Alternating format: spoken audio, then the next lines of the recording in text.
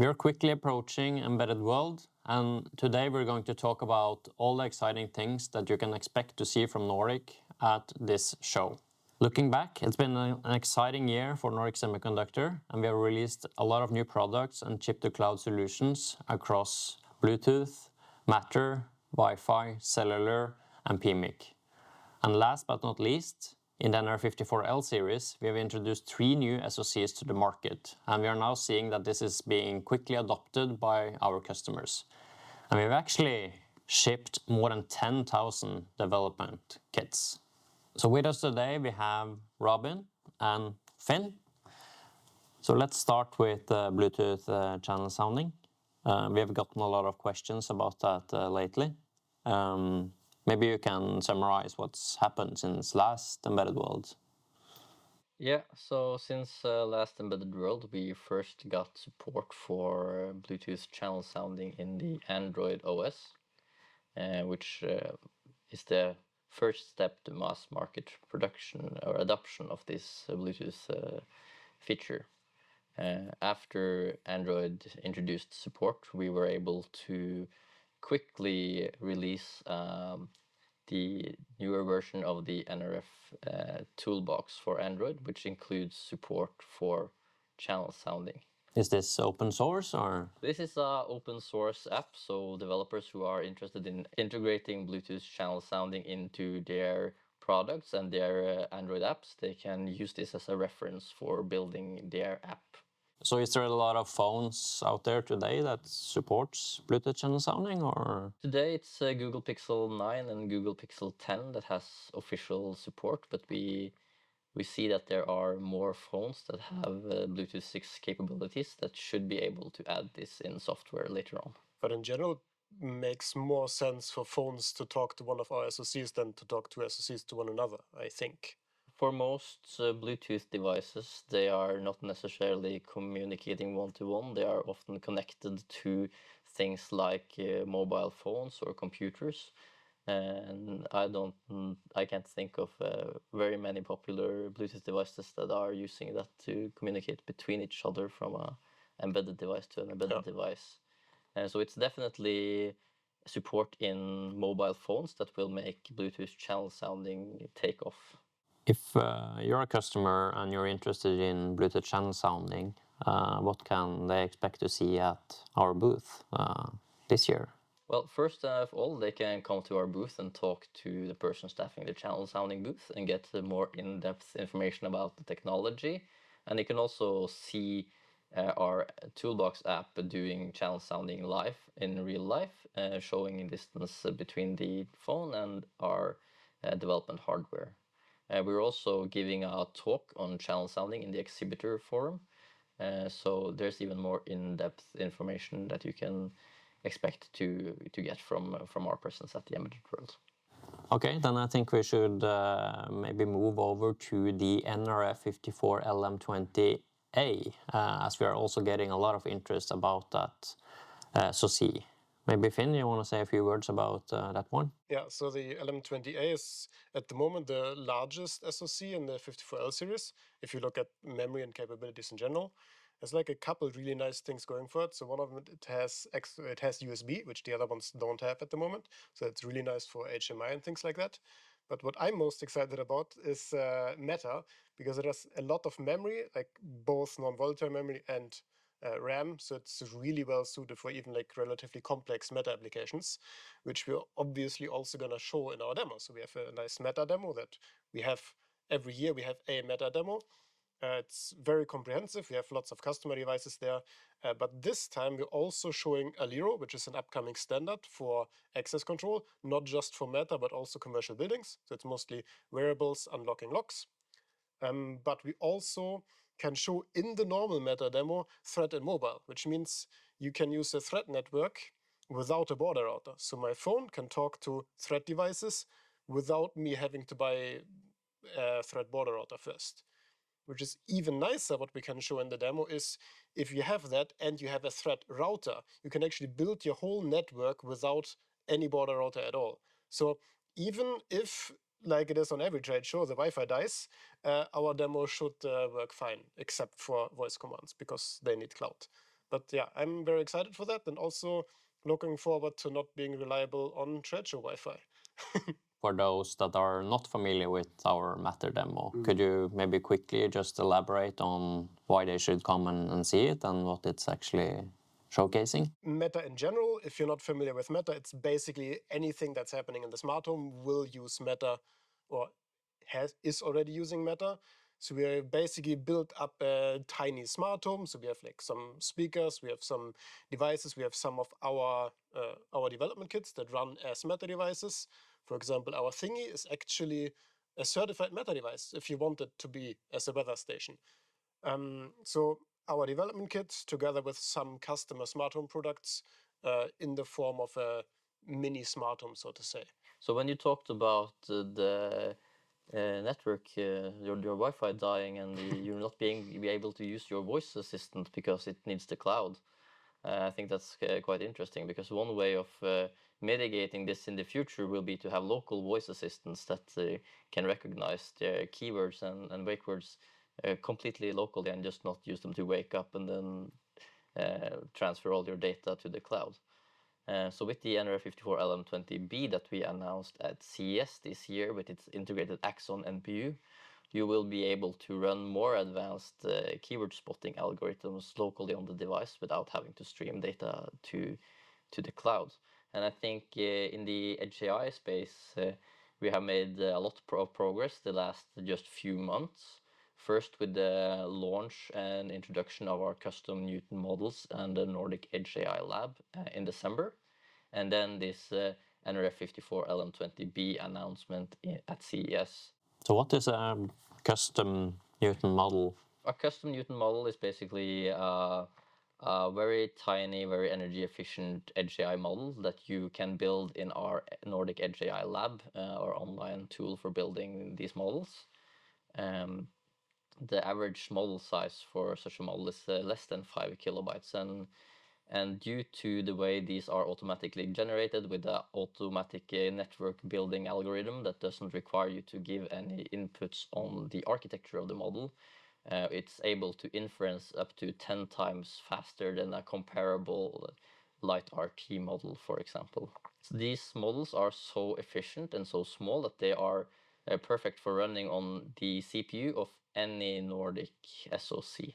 If you want to run a more advanced AI algorithm based on, for example, TensorFlow Lite, we have the Axon NPU, which is built into the nRF54LM20B. We even talked about the really big thing about Edge AI is that you basically don't need to use the radio, and therefore you're also saving a lot of power, not to mention the privacy that you get by not sending everything to the cloud. So I remember back in the day when we were doing everything on an ARM processor, then we could even prove that we're like way more power efficient just using Edge AI on the ARM processor. And now with an extra NPU in there, do you know like how much power we're saving compared to running it on the ARM Cortex, for example? Yeah, so compared to running the TensorFlow Lite or the Lite RT model on the CPU, the ARM core in the same SoC, it's about 15 times more energy efficient to run the same model on the NPU. So what can visitors expect to see in terms of Edge AI at our booth this year? For the first time in Europe, you will be able to see the Axon NPU live in action in a trade show. We will have both a demo that demonstrates the power efficiency of the Axon NPU compared to running the model on the CPU. And we will also have a functional demo showing live keyword spotting directly on the embedded device without any need for cloud connectivity. We will also have a demo that showcases these custom Neuton models for a gesture-controlled remote that takes in accelerometer data and translates it to a command that is sent to a PC over Bluetooth.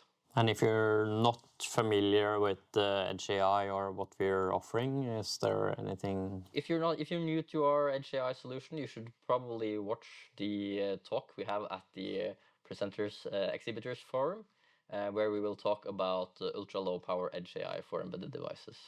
Then I think we should move over to Zephyr. This is something that was really trending at Embedded World last year, but I think it's just been gaining popularity since. So and we have a Zephyr-based SDK. So maybe Finn, you want to say a few words about Zephyr and how that is evolving? Yeah, so we are really excited about Zephyr. It's actually the 10-year anniversary of Zephyr this time. That's also gonna be celebrated at the Zephyr booth, where we obviously also have a stand. So if somebody's really interested in Zephyr, they should go to the Zephyr booth, which is where we have an extra stand. But coincidentally, we've also supported Zephyr for the last 10 years. And it's basically the backbone of our whole SDK. So we are very actively involved. I think we wrote the biggest part of the code, considering like all the semiconductor vendors. Yeah, so we're really excited for that. So Zephyr is a thing that developers ask us a lot about, right, when we are at trade shows. Is there other things that developers can look forward to asking about that they haven't been able to see before in our trade shows? Yes. So next to the Zephyr booth, we have a second kind of external booth. It's right next to ours. So we set up an extra developer zone, because one of the things that we see every embedded world basically is we actually have our tech support engineers. They are manning the booth. So you're not talking to just us. You're talking to the actual experts that are giving the customers the support. And sometimes you see that conversation going on for like 40 minutes, going really in depth.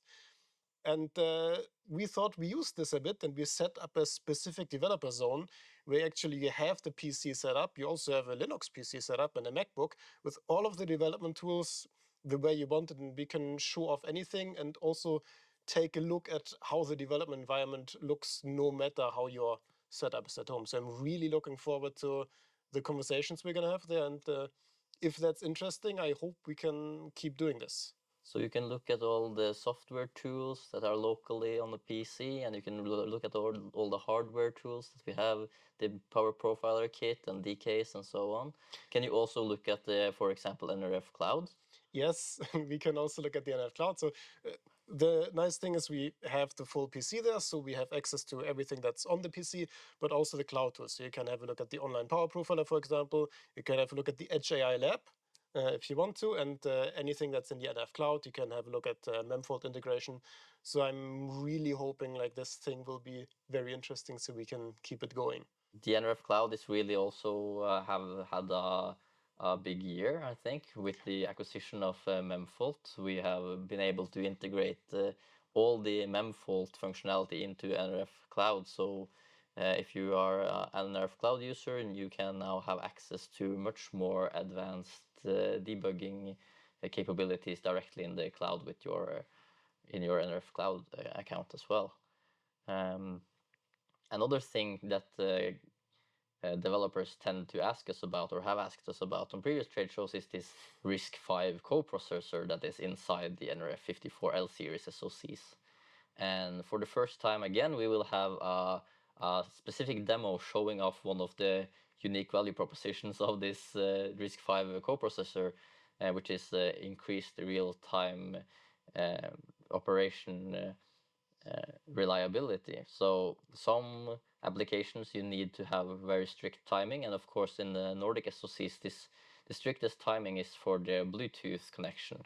If you have any additional pieces with stricter timings, you can offload these to the to the RISC V coprocessor. So we will both have a specific demo that shows how you use the RISC V coprocessor for components with real-time requirements like this, and we will also show customer products that are using this RISC V coprocessor because they have so strict real-time requirements. Yeah. So this is a thing that we've seen before, because like obviously Zephyr is a real-time operating system, so you can have like really good like deterministic timings. But usually in real-time operating system, you always have the problem that if you have one highest real-time requirement, it will make any other real-time requirement not be deterministic anymore, because you don't exactly know what's happening. And this way you can do two hard real-time requirements at the same time, because you just run it on different cores. And you can also run Zephyr on the RISC V core. So you basically have Zephyr running twice in one SoC, which is also kind of interesting, I think. So Finn, what are your expectations from Embedded World this year? To be honest, like the thing I'm mostly looking forward to is like the people you talk to. Because like technically, yes, in most cases when I talk about Meta, for example, I'm the expert. But if you go to Embedded World, you talk to so many people, and like half of the engineers you talk to are so deep into it that I learn a lot about our own technologies talking to the people coming by.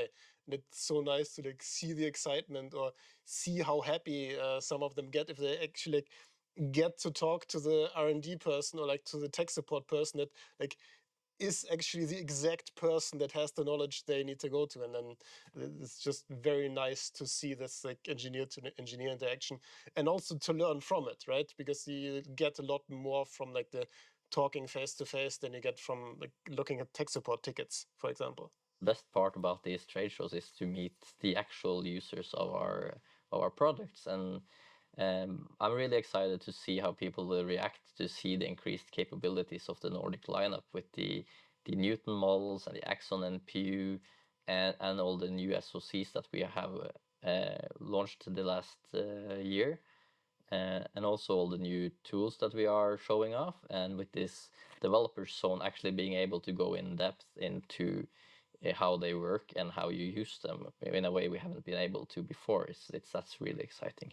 And I think we have covered all the main highlights of what you can expect from Nordic Semiconductor at Embedded World. You can find us at Hall 4A, booth 310. See you there.